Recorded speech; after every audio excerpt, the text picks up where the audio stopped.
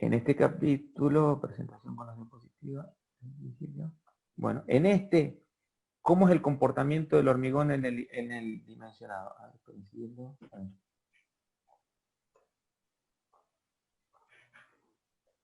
Elección de la estructura, determinación de los estados de carga y cálculo de las solicitaciones y comprobación del dimensionado. Es decir, primero nosotros tenemos que ver cómo va a ser el esquema estructural. Cuando hablamos de esquema estructural es adoptar cuáles van a ser las luces de cálculo, cómo va a trabajar, cuáles son las dimensiones y relativas de las distintas piezas estructurales del esquema, ¿no es cierto? Principalmente cuando decimos cómo es el cálculo, a ver, si yo tengo que hacer una losa, supongamos que yo tenga que diseñar una losa que tenga, no sé, 5 metros por 5 metros, porque es importante definir, primero ahí yo les estoy definiendo las luces, 5 metros por 5 metros. Ahora, también es importante saber cuál es la función de esa losa, que en el caso de funcionar como un entrepiso, no es lo mismo que esa losa esté destinada a un dormitorio. ¿Está? Si está destinada a un dormitorio, la sobrecarga va a ser de 200 kilogramos por metro cuadrado. Ahora, si esa losa está destinada como un entrepiso de un aula, de una escuela, o sea, la sobrecarga no va a ser de 200 kilogramos, sino va a ser de 500 kilogramos. ¿Está? Entonces también se tienen, entonces yo siempre voy a tener dos tipos de cargas. Voy a tener las cargas permanentes, que es el peso propio de la estructura, y por otro lado, las condiciones de carga que favorecen los efectos más desfavorables, ¿no es cierto? ¿Cuáles serían, en el caso de una losa, cuál sería la carga permanente? Y la carga permanente por metro cuadrado sería el hormigón, le tenés que sumar el cielo raso, le tenés que sumar la carpeta y le tenés que sumar el piso. Quiere decir que en esa especie como de sándwich, ¿no es cierto? Por metro cuadrado vos tenés 4 capas. Cielo raso, la estructura propia del hormigón, que sería el espesor del hormigón de una losa a lo mejor entre 12 o 13 centímetros. Arriba de la losa nosotros tenemos que poner el peso de la carpeta y arriba de la carpeta tenemos que poner el peso del piso. Para que tengan más o menos un poco idea, si el cielo raso es de yeso, generalmente el peso por metro cuadrado debe andar en los 20 kilogramos por metro cuadrado, la carpeta puede estar en 30, 35 kilogramos en metro cuadrado y del piso también 30 y 35. Y el peso del hormigón, siempre el peso del hormigón, ustedes tienen que multiplicar, el peso específico del hormigón significa 2.400 kilogramos por metro cúbico. Si yo quiero saber por metro cuadrado, esos 2.400 los multiplico por el espesor y me va a dar el peso por metro cuadrado. ¿Está? Por ejemplo, les doy un ejemplo sencillo para poder hacer una cuenta rápida, que no estamos usando un Excel ni nada. Si yo tengo 2.400 kilogramos por metro cúbico y mi losa mide 10 centímetros, quiere decir que 0,10 por 2.400 me va a dar que es de 240. Si yo hago una losa de 10 centímetros, el peso por metro cuadrado va a ser 240. Siempre lo multiplican por el espesor, ¿no es cierto? Entonces el proyectista primero debe aprender a distribuir y proporcionar las partes de la estructura y cómo yo la voy a, para que sea práctico y económico, y cómo yo lo voy a usar, ¿no es cierto?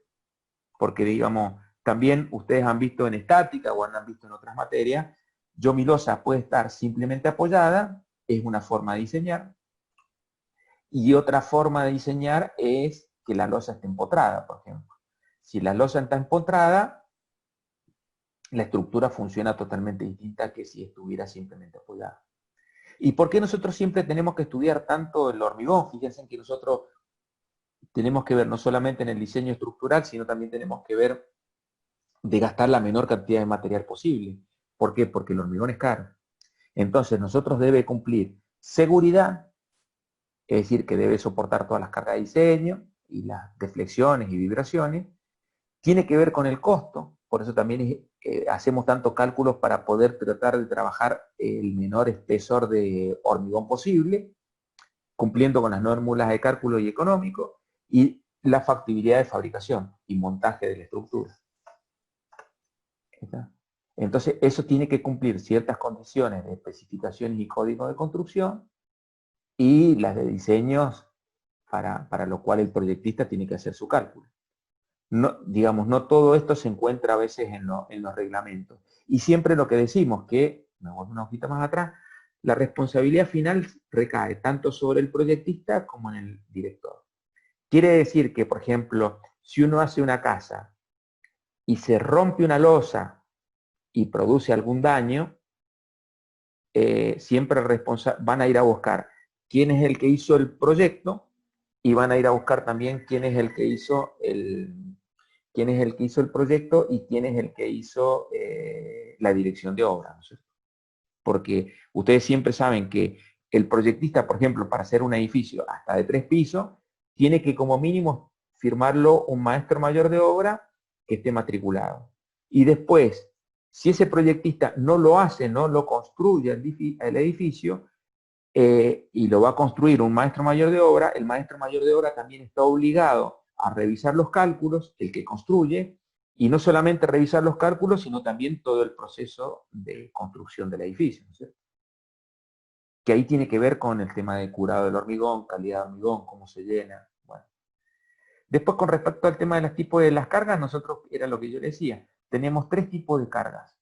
Perdón, 2 tipos de cargas. Las cargas muertas, que son todas aquellas que forman parte de la estructura, peso propio, las instalaciones, empujo de relleno, todo lo demás. Y las cargas vivas, que las cargas vivas son las que producen, las que nosotros vamos a colocar dentro del edificio. Personal, mobiliario y el empuje de almacenes, ¿no es cierto? Y después existen otro tipo de cargas que pueden ser las cargas accidentales dentro de la estructura, que puede ser viento, nieve y sismo, ¿no es cierto? Acá hay un tema importante, por ejemplo, si nosotros hiciéramos una cubierta en esquel, siempre vamos a tener que tener en cuenta el tema del viento, el tema de la nieve, ¿no es cierto? Yo hago una losa y en esquel a lo mejor es común que llueva una nevada normal a lo mejor de 50 centímetros. Entonces, si mi losa de la casa yo la voy a utilizar como cubierta, voy a tener peso propio, la sobrecarga de una cubierta de un edificio, y también a lo mejor podemos considerar 200 kilogramos por metro cuadrado sería de sobrecarga para utilizarlo como terraza, por ejemplo. Pero en el caso de una zona en donde nieve, tengo que sumarle el peso de la nieve. ¿Está? Tengo que sumarle el tema de la nieve. Y también si estoy, por ejemplo, en esquel y tengo que hacer, posiblemente tenga que hacer la verificación del sismo, ¿cierto? De la estructura. Y ahí tienen, por ejemplo, las cargas sobre la estructura, y tienen, por ejemplo, en este caso, lo más típico que tenemos nosotros, cualquier estructura, tenemos un pórtico. Tenemos la fundación, tenemos la columna, y acá en este caso solamente representado en forma de plano la viga. Pero nosotros, si no transmitimos en el espacio, las losas transmiten las cargas a la viga. Y este es el esquema estructural típico de lo que nosotros hacemos siempre en un edificio, ¿no es cierto? La carga muerta tiene que ver como si el edificio estuviera totalmente vacío. Esa es la carga muerta del edificio. Y después la carga viva, esta es la carga muerta. La carga viva tiene que ver cuando nosotros le ponemos gente o distintos usos, ¿no es cierto? Yo puedo hacer un edificio que puede ser, por ejemplo, acá pusieron un auto. Puedo hacer un edificio que sea para estacionamiento de autos. Entonces, la sobrecarga no va a ser la misma que para si es para utilizado para vivienda. Y después el otro tema tiene que ver con las cargas accidentales. Acá está representado, por ejemplo, el tema del viento, y esto que está hecho así como en un electrocardiograma tiene que ver con las cargas sísmicas. Nosotros acá en Madrid, en el caso de hacer un edificio muy alto, el único carga accidental más importante que tiene que ser es el tema del viento. Pero un edificio de 3 pisos no tiene problema con el viento. Nosotros acá no tenemos casi problemas ni con nieve ni con sismo. Pero si nos vamos a Esquel, tenemos que hacer la verificación sísmica y tenemos que hacer también, considerar en el caso de las cargas accidentales, principalmente el tema de la nieve.